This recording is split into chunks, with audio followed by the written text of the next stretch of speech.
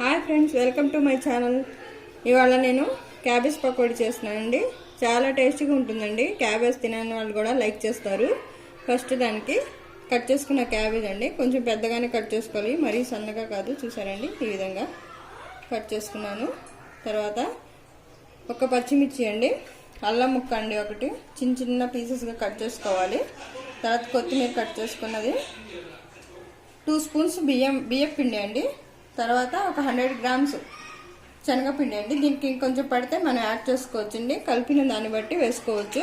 తర్వాత next process చూద్దాం. చూసారండి, ఇప్పుడు మనం కలుపుతున్నాం క్యాబేజ్ మిశ్రమాన్ని. ఈలోపు నేను కడాయి పెట్టుకొని ఆయిల్ వేసుకున్నానండి. హీట్ అవుతూ ఉండదు మనం పిండి కలిపేలోపు. ఫస్ట్ అల్లం వేస్తున్నానండి, పచ్చిమిర్చి,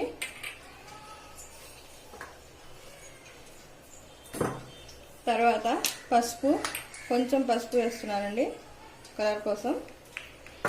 కొంచెం కారం వేస్తున్నానండి, కొంచెం కారం.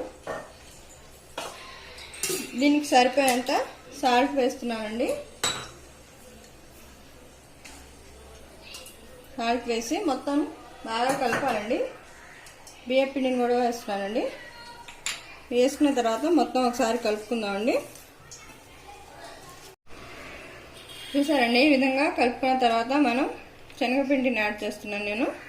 శనగపిండి వేసుకున్న తర్వాత బాగా కలుపుకోవాలండి. అవసరమైతే కొంచెం వాటర్ వేసుకుందామండి.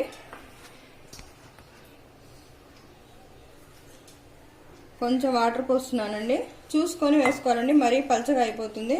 చూసుకుంటూ కొంచెం కొంచెం యాడ్ చేస్తూ వేయాలండి. కొత్తిమీర కూడా వేసేసానండి.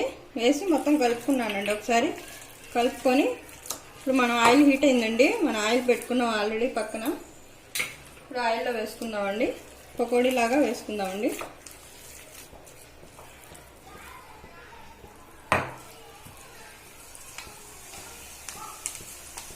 బాగా ఫ్రై అయిన తర్వాత తీసేసుకోవాలండి.